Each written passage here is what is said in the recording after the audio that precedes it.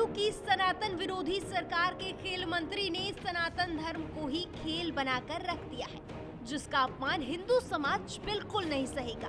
उदयनिधि स्टालिन के सनातन धर्म को खत्म करने वाले बयान से आक्रोशित हिंदू समाज के साथ साथ देश की 262 प्रतिष्ठित हस्तियों ने सुप्रीम कोर्ट के मुख्य न्यायाधीश डीवाई चंद्रचूड़ को पत्र लिखकर स्वतः संज्ञान लेने का अनुरोध किया है।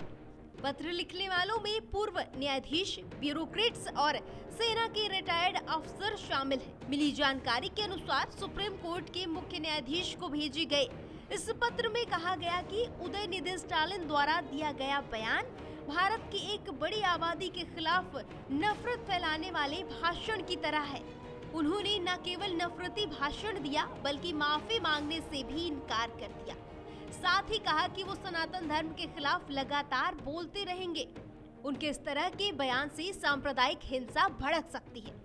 देश के धर्मनिरपेक्ष चरित्र को बचाए रखने के लिए स्टालिन के खिलाफ कार्रवाई की आवश्यकता है। इस पत्र में मुख्य न्यायाधीश से शाहीन अब्दुल्ला बनाम भारत सरकार मामले में सुप्रीम कोर्ट द्वारा दिए गए आदेश का जिक्र कर उदयनिधि स्टालिन के नफरत भरे बयान पर ध्यान देने के लिए कहा गया है। सुप्रीम कोर्ट ने नफरत फैलाने वाले बयानों की बढ़ती संख्या देखकर औपचारिक शिकायत दर्ज होने का इंतजार किए बिना राज्य सरकार और पुलिस अधिकारियों को स्वतः कार्रवाई करने का निर्देश दिया था। लेकिन इस गंभीर मामले में प्रशासन द्वारा की गई देरी एक तरह से अदालत की अवमानना है। मुख्य न्यायाधीश डीवाई चंद्रचूड़ को लिखे इस खत में कहा गया है कि वो सनातन धर्म के महत्व को तो जानते ही हैं, उसे कम करके नहीं आंका जा सकता। हिंदुओं को ही सनातनी कहा जाता है और ये हमेशा ही कहा जाता रहेगा। हिंदू धर्म सभी को अपने हिसाब से अपने भगवान चुनने और उनकी पूजा करने की स्वतंत्रता देता है। पत्र में ये भी जिक्र किया गया कि स्टालिन का बयान भारतीय संविधान की मूल भावना पर हमला है। तमिलनाडु सरकार ने इस मामले में किसी भी तरह की कार्रवाई करने से इनकार कर दिया। स्टालिन पर कार्रवाई न होना एक तरह से ये दर्शाता है कि कानून कमजोर हो गया है या फिर इसका मजाक बना दिया गया है।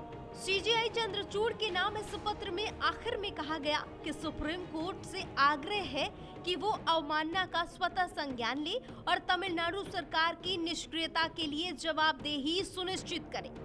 साथ ही नफरत फैलाने वाले भाषण को रोकने, सार्वजनिक व्यवस्था और शांति बनाए रखने के लिए निर्णायक कदम उठाएं। इसके साथ ही ये भी कहा गया है कि उम्मीद है सुप्रीम कोर्ट इस पत्र पर विचार करेगा और जल्द ही कानूनी कार्रवाई सुनिश्चित करेगा।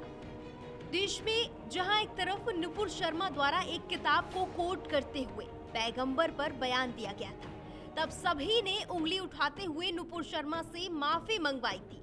यहाँ तक कि पार्टी से निकालने से लेकर कड़ी कार्रवाई और सिर कलम करने तक की धमकियां दी गई थी।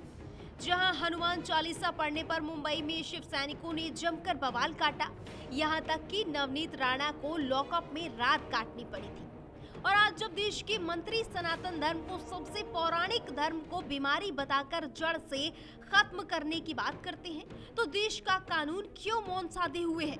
क्या फ्रीडम ऑफ स्पीच हिंदुओं की भावनाओं को आहत करने के लिए है? क्या फ्रीडम ऑफ स्पीच हिंदू धर्म और हिंदू देवी देवताओं का अपमान करने के लिए है? ये freedom of speech Hanuman Chalisa पढ़ने और किताब का उल्लेख कर कुछ कहने के लिए नहीं है।